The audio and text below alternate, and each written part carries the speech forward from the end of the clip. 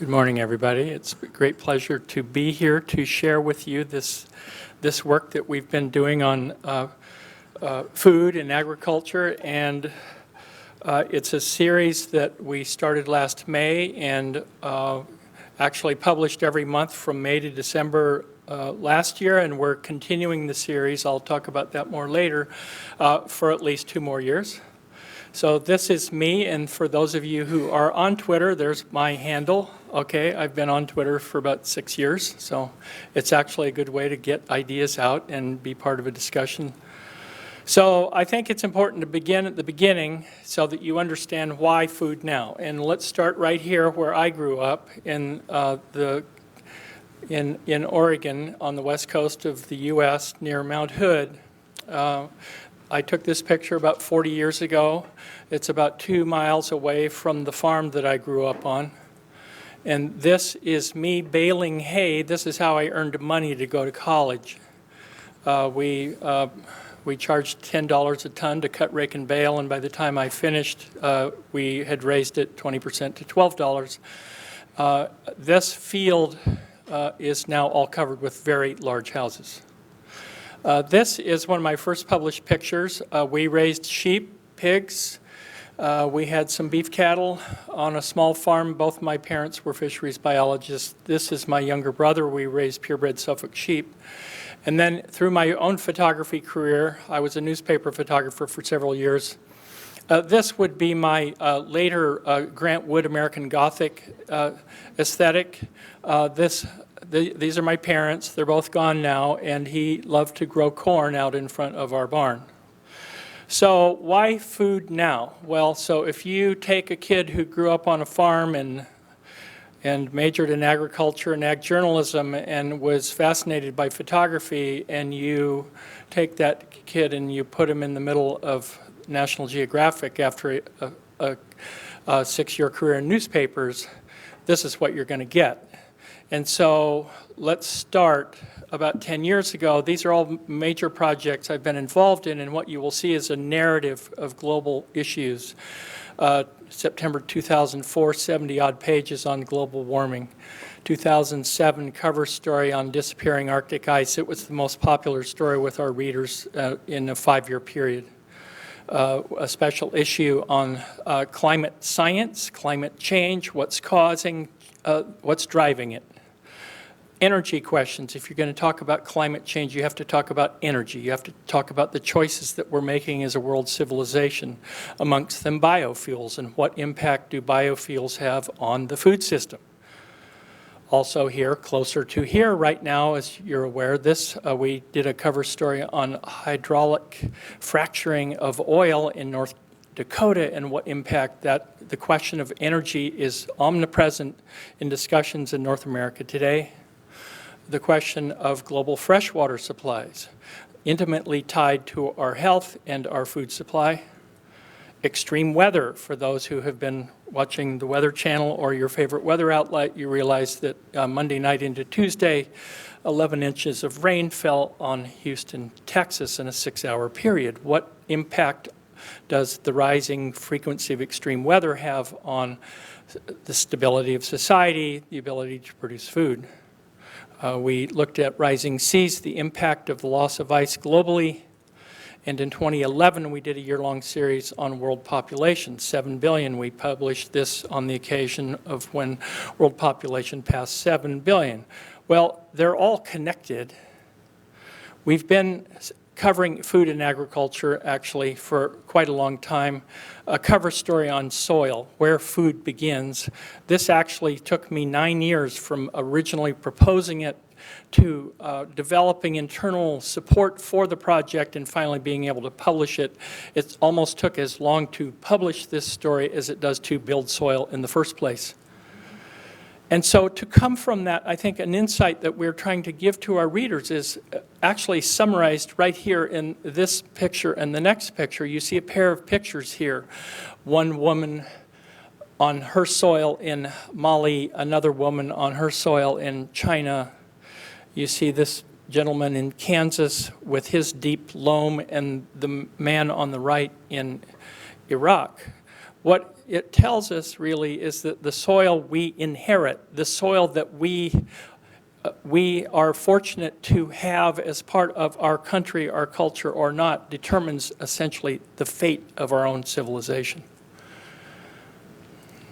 We've also covered genetic diversity in the food system as part of the population series. We looked at preservation of seeds and breeds and what that means in a world of changing global conditions and rising populations. This is Carrie Fowler of the Global Crop Diversity Trust standing in front of what has been termed the Doomsday Vault in Svalbard. And what is the Doomsday Vault? It is a storage location in the side of a mountain designed to hold all the world's seeds. And countries from all over the world are sending seeds there for storage.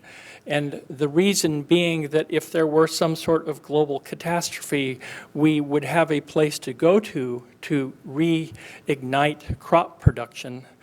One interesting note about this vault is that it was built at an elevation high enough so that if all the ice on the Earth were to melt, it would still be above sea level and stay dry.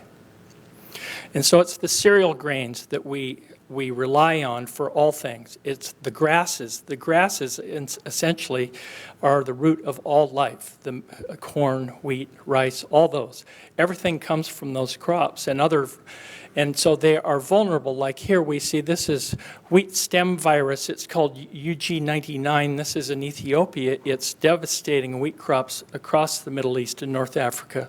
And it is only by using genetic material from other resistant varieties can we then produce wheat varieties that are resistant to this. We can't use herbicides. We can't use any sort of our chemical tools. It's all got to be done genetically. So the world is changing, really, and that's kind of what I'm leading up to is why? Why did we choose this? Well, in 2009, we did basically the prototype for this series, The End of Plenty, and it was after price spikes in the major cereal crops, rice, wheat, and we were seeing that people were essentially falling off the edge of the food availability wagon, and we felt it was an important question to begin answering. We've been living with cheap food for so long. Why were we beginning to see this? And in fact, this story itself became the template for the series that I'm about to show you. And so you have this question, you have rising population, and the numbers are fascinating in the sense that in 1900 there were 1.6 billion of us, and just 100 years later it had reversed, 6.1. And then by 2013, 7.196. By mid-century, the UN last year said it was going to be probably about 11 billion. That's a lot of mouths for dinner. So we have also rising aspirations. We eat better.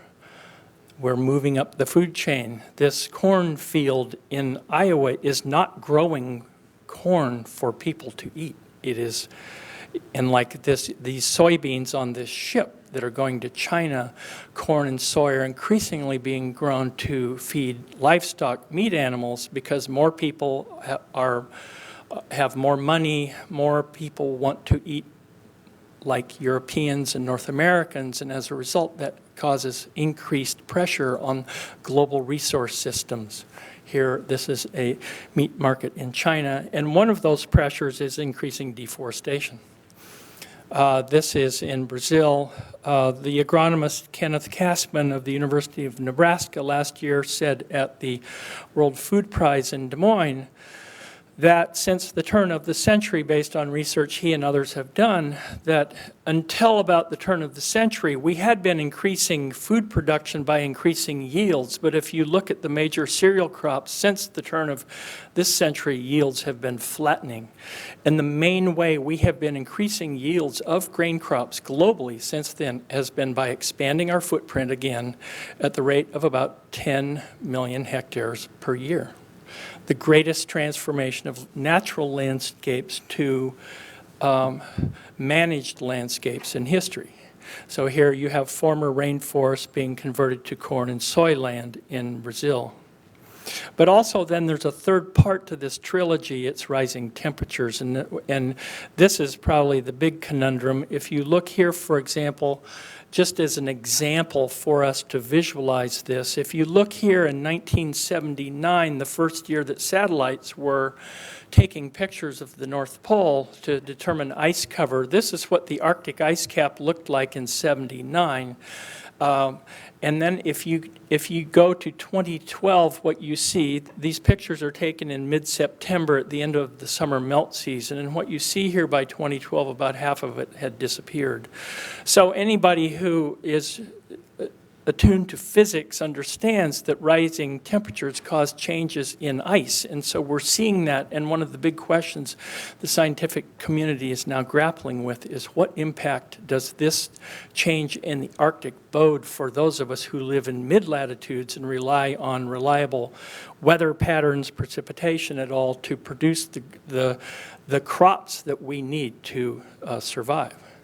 And as you dial forward, this is dealing with hot summers. It is from a study that was done 6 years ago, published in the journal Science by David Battisti from the University of Washington and Roz Naylor from Stanford. And the idea was to look forward and try to project based on current emissions scenarios of carbon, the carbon that comes from all those fuels that every one of us rely on, that brought me here to talk to you today, for example.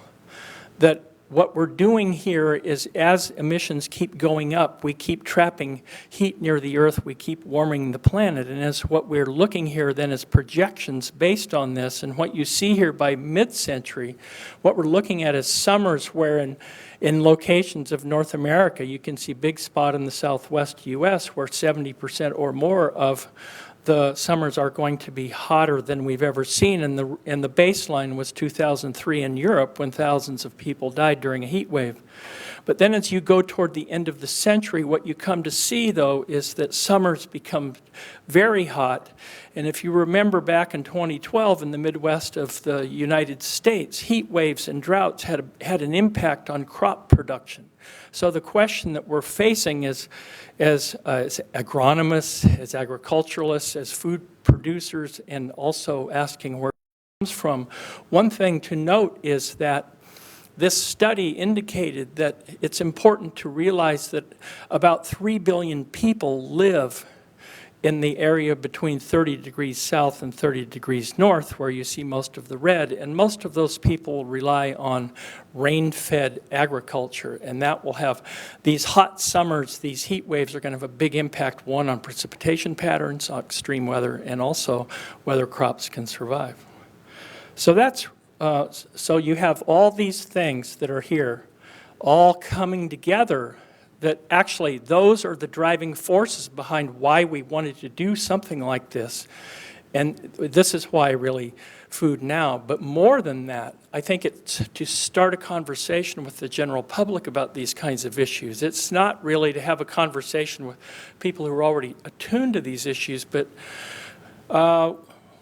rich Western nations take food for granted. In the U.S., for example, what is it, 10 cents on the dollar is invested in our food. We don't think about it much, yet as you are just trying to look over the horizon, you realize that it's probably a good idea to help people start realizing where the food comes from and what it takes to make it happen, and also the costs that are incurred in achieving such a great bounty of yield the world around. And so that's what drove this. And this became an 8-month series last year, and it continues. And I'll quickly walk through where will we find enough food for 9 billion. This was written off of a research paper that was published in the journal Nature in 2011. And the idea really was it doesn't have to be industrial farms versus small organic ones. There's another way. And what we're trying to say, as much it's kind of a strategy of all of the above. And to us, really, this study, which was Solutions for a Cultivated Planet, it was It was led by Jonathan Foley, who was at the Institute on the Environment at the University of Minnesota, and he had many collaborators. I know several from Canada were on this team, and it was essentially a 5-step plan to get people to think about this, how we're going to do this, and it's not just growing more food. It's not like building dams. We're just going to build more dams, and then we can have more energy. We'll grow more food, and everybody will be happy. No, I think this is actually more of a soft path towards this. One, if you want to preserve tigers and forests, you have to freeze ag's footprint. That's what you have to do. You have to say, okay, enough, and then we're going to do what we can.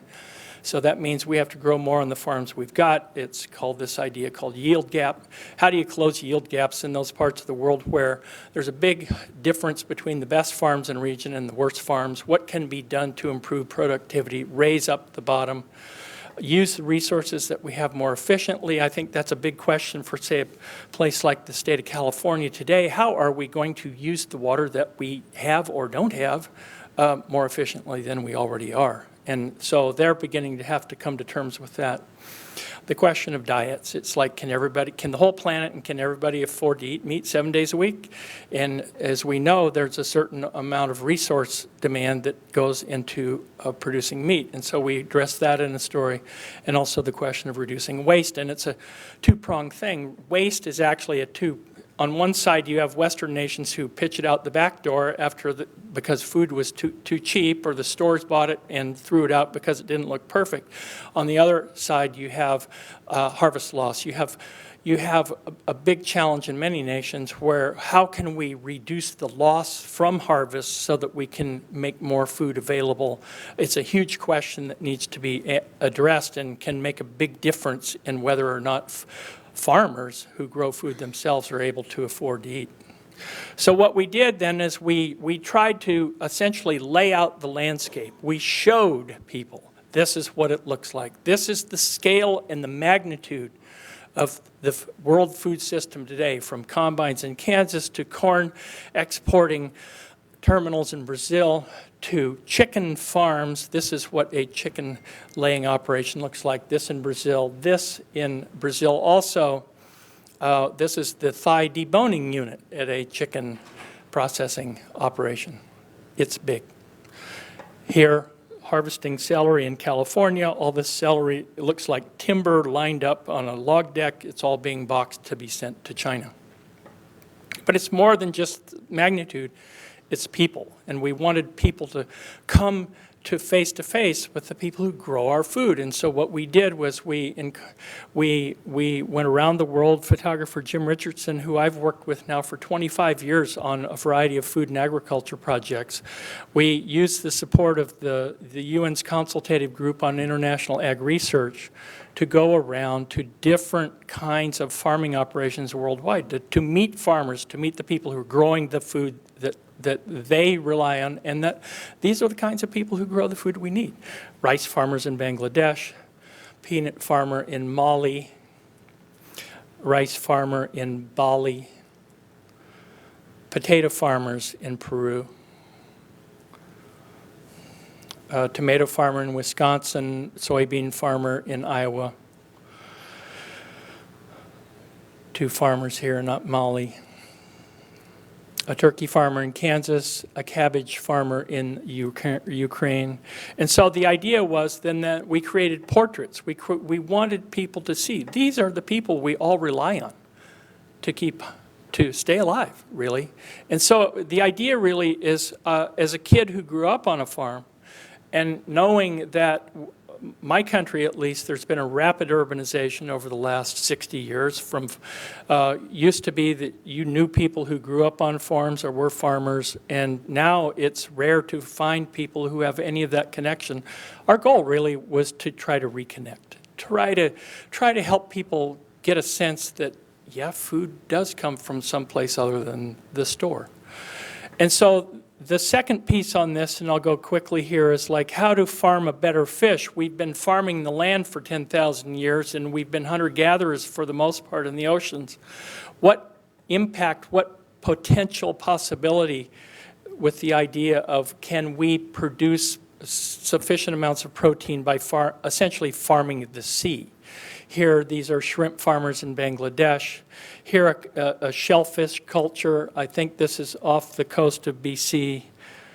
And here, the reason why is because if you look here in agriculture, we always talk about feed conversion ratios, how many pounds of grain to get a pound of meat. And if you look here at this chart, using these statistics, 6.8 pounds of grain to produce a pound of beef, 2.9 pounds to produce a pound of pork, 1.7 pounds to produce a pound of chicken, and 1.1 to produce a pound of fish. So in one sense, if you're trying to figure out how to feed more people and provide adequate nutrition, it feels like there's an opportunity there in growing, farming the sea. Then what we did was, the series really wasn't tied just to agriculture per se, but we were also looking at, say, the expansion, the transformation of world agriculture, the next breadbasket. You've probably heard about this idea called land grabs, and what we looked at was Africa and the impact of external outside countries with lots of money and the need for food and maybe not enough water of their own. And what happens when you go to a continent like Africa? This could be medieval or earlier farm scene from Ethiopia, and in some areas is being transformed into this. To what impact, what benefit for those who live there when you have a situation where there is no infrastructure to begin with? What benefits come from infrastructure, road building, markets, all these kinds of things where none were before? And it's not a question of really white hats or black hats. There's lots of gray areas, and we felt it was important to look at this phenomenon because there's lots of amplified talk on this issue, and we were just trying to figure out what it all meant. One thing we know is that Africa is already a large exporter of livestock, in this case goats, to the Middle East. We felt it was necessary also, if we're going to do this series, that we had to point the lens at our own self. We are a US-based magazine, so I thought it was important to look at hunger in America. Millions of working Americans don't know where their next meal is coming from. 47 million people are on food assistance. Our own Congress is more than happy to keep cutting that. What role, why is this happening? We looked across rural America, from Iowa in the Corn Belt, the heart of agricultural productivity. Why this is happening, it's complex. You could be living in New York trying to get by on the wages that you have, and your rent is so high you have very little left for food, so that means all you have is money for fast food. Or you live in a part of the country that has what's called food deserts, and you don't have a car, and it's hard for you to get to where you need to go to be able to get the kinds of healthy foods that many of us all take for granted. So we charted this out. We tried to help people realize the issue is complex, but it's also one of these things where we need to say, well, but people need to be willing to also look at ourselves if we're going to be looking at these issues. So beyond this, what we did, though, is we also did stories that dealt with culture, the culture of food. And so we looked at the evolution of diet. Some experts urge modern humans to eat from a Stone Age menu. What's on it may surprise you, whether it's fish here in this Arctic village, or maybe cheese from these goats in Southwest Asia, or perhaps the original barbecue. What we were trying to do is help people realize that the diets that we have today have evolved from a variety of many diets, and that maybe the diet that we aspire to today may not be the most healthy diet for us and for being sustainable as far as what the planet can produce. We looked at biotechnology, and biotechnology is much more than genetically modified organisms. The world still seems to be caught in a yes-no debate about GMOs. What we tried to do was to try to go beyond that and help people understand that the same technology that's being used for that, save introduction of novel genes, is actually having a big impact on the ability to speed up conventional plant breeding. And that's a really important advance. It's allowing us to do things like take ancient breeds of wheat and cross ancient varieties into modern varieties, where before it might take 15 generations to do it, you can do it in 4. It allows us to breed things like drought and flood-tolerant rice. And yes, in the case of genetic modification, actually this is at the International Rice Research Institute, publicly funded research trying to take the photosynthesis gene from corn and put it into rice, because the corn gene is a third more efficient. And so if you could actually turn what's called C3 rice into C4 rice, you might be able to increase yields dramatically. And then probably one of the hot button issues was the question of meat. It's tasty and nutritious, or it's unhealthy, unsustainable, and cruel. Pick a side in the beef debate. And I realized this story was essentially about industrial meat and the question of livestock grazing, farming, farming where the only profit that a farmer can get might be from hilly grazing land. That's another part of this, but for the sake of trying to tell a story, we focused on the meat culture in Texas as a way to bring people into the photography. And then our senior editor for the environment, Rob Kunzig, actually went out, visited all of this, and then tried to ask himself these questions. And it's a difficult equation if you're trying to just say it's all bad, because if you need to produce protein, if you need to produce balanced diets, there is some role for this kind of production of meat to play globally. If you're trying to make sure it's more than just calories, you're also talking about diet, nutrition, and amino acids. And then what we did was we ended the 2014 series on the joy of food. And it's like, so when you think about the word agriculture, the main part of that word is not agra, it's culture. And so what we're really trying to do here is say that food is culture. And that before this meeting this morning, we all gathered in the other room to have breakfast, right? We'll have lunch, we'll have an evening gathering. It's all centered around food. And so what our idea here really was, if we can use the lens of culture and food to get people to think about where their food comes from, it might be more appealing and have broader appeal than just doing a series on, a senior seminar in agriculture for the next 9 months. We probably wouldn't get too many people reading it, but if we go through the lens of food, which connects to all of us every day, it changes the way people are going to relate to us. And so that's what this was. It really was about food as an affirmation, food as the thing that we all rely on, and essentially brings us home on Sunday evenings and turns us into productive people over time. So any meal really is not complete without its condiments. And so what we also did, in addition to the main stories, were we did a thing on the history of forks, the genetic diversity of apples, meals ready to eat. Have you ever wondered what is in them? So you see them from all different countries. Or here, this one was on food miles. All these foods were from one store in New York, and this map shows where they all came from to come to that one place. So that it's trying to do the story behind the story.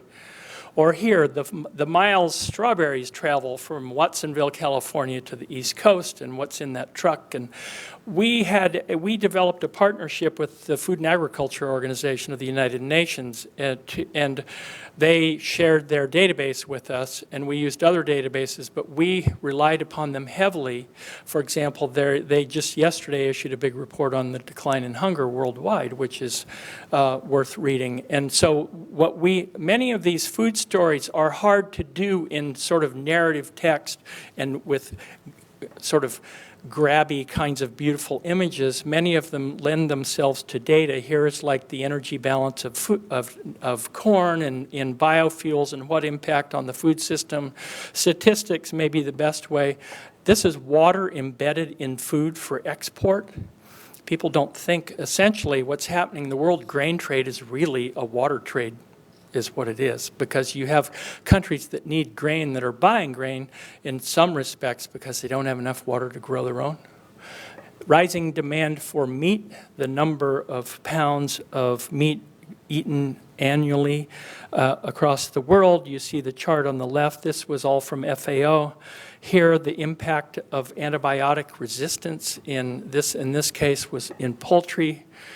This was what happens to chicken parts. See, so what we're trying to do in some regards is trying to be counterintuitive. We're trying to figure out, well, how can we tell this in a novel way that will get people to go, oh, well, that's interesting, I had no idea. And so all this stuff really has been at natgeofood.com, #futureoffood. It's all available online.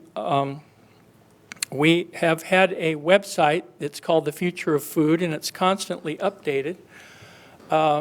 With news, we have columnists. This is all in addition to the magazine stories. It's all there. And we also have a page of food bloggers. Marion McKenna writes on the science of food. Jose Andre, the chef, others. And so this is, we're trying to give voice to this idea. It's a multi-year project, as I had mentioned earlier. We just published a story on food trucks. You know, it doesn't have to always be serious, but I think it's what's interesting about this is what you see is like, this is how food culture radiates out into other parts of the world. It's like people will come from one part of the world to the other, and the first thing they'll do if they're into food is they have a food truck. And in my neighborhood, anyway, a guy from Naples in Italy started a food truck, and the next thing you know, he has the most successful pizza parlor in Arlington, Virginia. And so it's about food culture. Or the quest for a super bee, the question of pollinators and how they're under threat. This is a story. So we keep doing these things.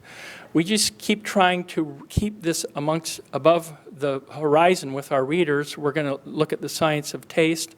We're going to do an expanded piece on food waste. We're going to look at food labor. Imagine there was that in 1968, the famous documentary Harvest of Shame by Edward R. Murrow. I think we're going to look at that food,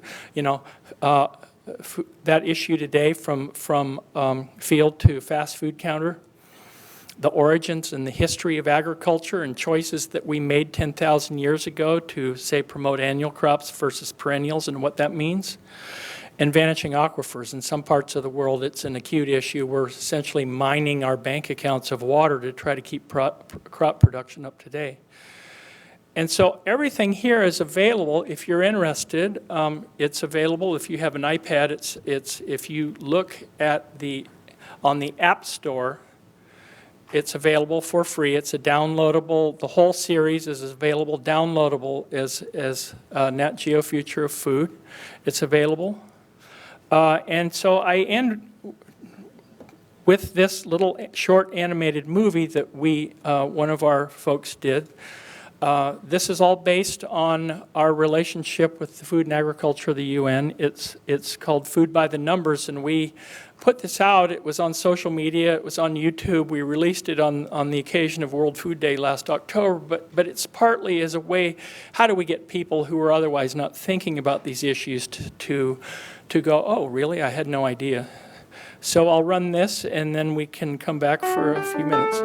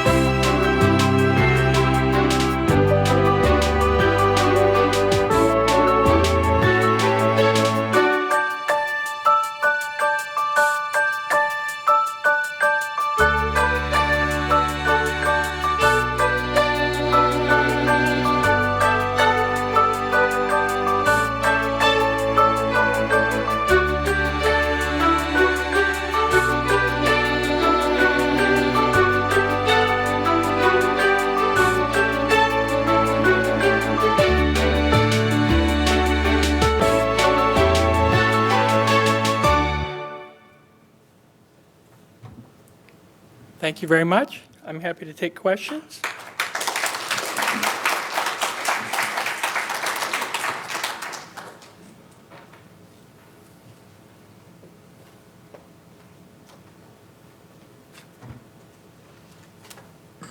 Thanks, Leah. Really wonderful presentation. Thanks very much. You developed an effective PPP. You tell a really powerful food story, and with leaders like National Geographic and FAO, we can gain attention. We're here to talk about how you create those public-private partnerships. National Geographic is big, so is the World Health Organization and the FAO. What can we learn from you? How can we build upon that? How do you see our nutrition and health community being able to contribute to the vision of enhancing food for the world? That's a good question. I think one thing that I would say is that I was interested in what I saw from the results that David was showing earlier, and there was the one question about whether or not the scientists themselves should become public and should become spokesmen for their work versus leaving that up to NGOs. And I have to say that I believe that it's really important for the scientists to be public. For the scientists, I know that there's a long-term cultural sense that, like, well, I'll just do my work. But I think that the work is so important that people need to be willing to stand up and tell the story about their work with the public. And another thing I would say is also this question of, I think it's the question of public-private. I think it's bigger than public-private. It's like, how do you connect with the public that's going to benefit from the work that you do? And we have very rapidly moved out of a world of the need where we need to have arbitrators, to have legitimizers, to have publishers that are gatekeepers for ideas to the public. Every one of you individually has the power to create your own public constituency and to influence the public. And if you've got a smartphone and you have a Facebook account and a Twitter account, you can create a constituency for yourself, and I think that that's one of the most important areas of science communications today. Yes, sir? Thank you for a wonderful presentation. Many of us are certainly familiar with rising populations, rising temperatures. The third of that triad, which is rising expectations, really focuses around this polarization of wealth that we're seeing across the globe.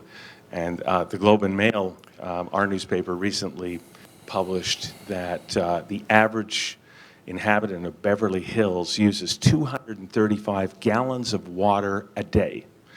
And, when you look at that, that's really a sense of entitlement. And how do we work as a community to translate the knowledge that we have to let others help themselves? It takes a gallon of water to produce one almond. With the drought in that part of the world looking as though it's going to be around for a while, there really needs to be a reset in terms of social responsibility. I couldn't agree with you more, and I think about these kinds of things myself as a parent. Okay, and when I think about issues of how are we going to produce food sustainably for a growing, aspiring population without essentially wrecking the planet? Or how are we going to, is it going to be possible to transition to a renewable energy economy?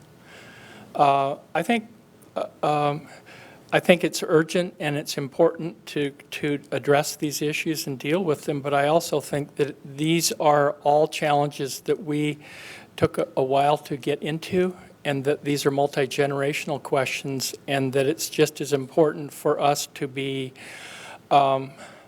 engaging and informing and animating the next generation, the students, the young people. I have two daughters who are college age, and I've tried to get them animated on these issues. It may be that the most valuable thing I can do as an individual is not to stand before you and talk about these things, but actually grow two young people who are going to go out and try to make these changes in the world. Anybody else? I actually had a quick question for you.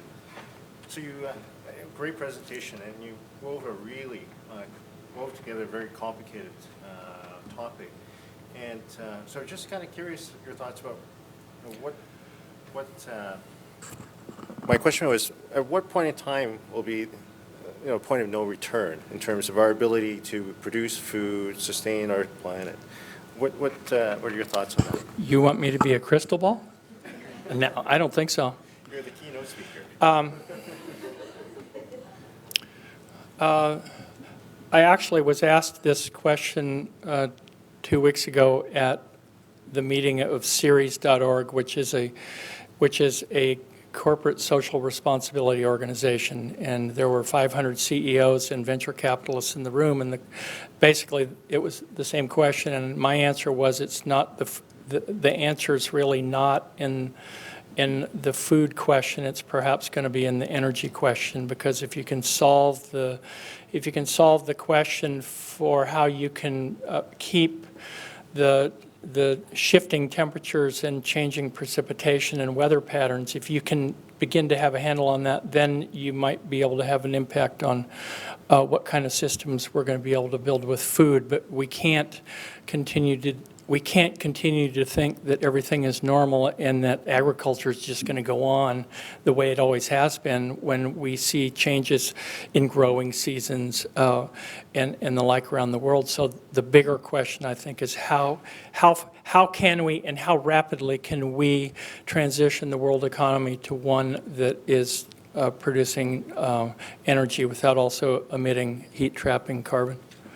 Sir? You mentioned you were going to do a piece, an upcoming piece on food labor, and I'd be interested to hear your thoughts on the fast food worker movement in the U.S. and what its potential consequences might be for the fast food business model. Yeah, I don't know. That's a hard question, but that's what we are going to look at. I mean, we were wanting to look all the way from, say, the Immokalee tomato workers in Florida who had a campaign to double the amount of money they got to pick tomatoes from, what was it, 1 penny a bushel to 2? But that's a doubling, but it really was, and then to look all the way up through the food chain. In one respect, it was like the series itself the attempt has been to try to peek behind the curtain and help people understand what it takes to produce the food. So we've done the farming part. The question is, but what about all those people who then are getting the food from there to you? And that's the part that we really want to explore. But I don't know. That's a good question. Was it L.A. raised minimum wage to $15 just last week? So it is interesting. We don't pay enough for food. So maybe there's something to be said for paying an appropriate amount. Sir? I was fascinated by the map on the logistics for that New York store where everything came from. Yes, sir. And then when we look at California and the drought and the concept that 70% of vegetables for the rest of the country are there, what would you say about the future of this logistics, and how did we get to this phenomena, and where is that going to go for the logistics aspect? Well, I'll speak for the U.S. But it's like, it's marketing and advertising create desire, right? And they create expectation, and they create assumption. And so when you go into stores, when I was growing up, I didn't see lettuce year-round, perfect. I didn't see oranges year-round, perfect. But then along came jumbo jets and cheap air transportation and cheap fuel, and it became economic. It became economic in terms of if you weren't looking at what's called external costs, right, to do this.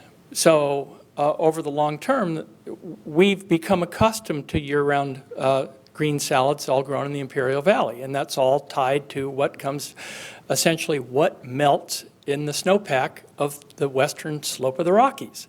And if there's no snowpack there, there's not going to be much in the Imperial Valley. And I think what we're right now we're on the verge right now of seeing, it may be, El Nino may come along and save California once again, but we did a story last October on there's a really interesting phenomenon in the western United States, and those of you who live in BC also realize it's like the Columbia River relies totally on the snow that comes out of BC. And the same thing is the case for the western United States. It was all built on snowpack.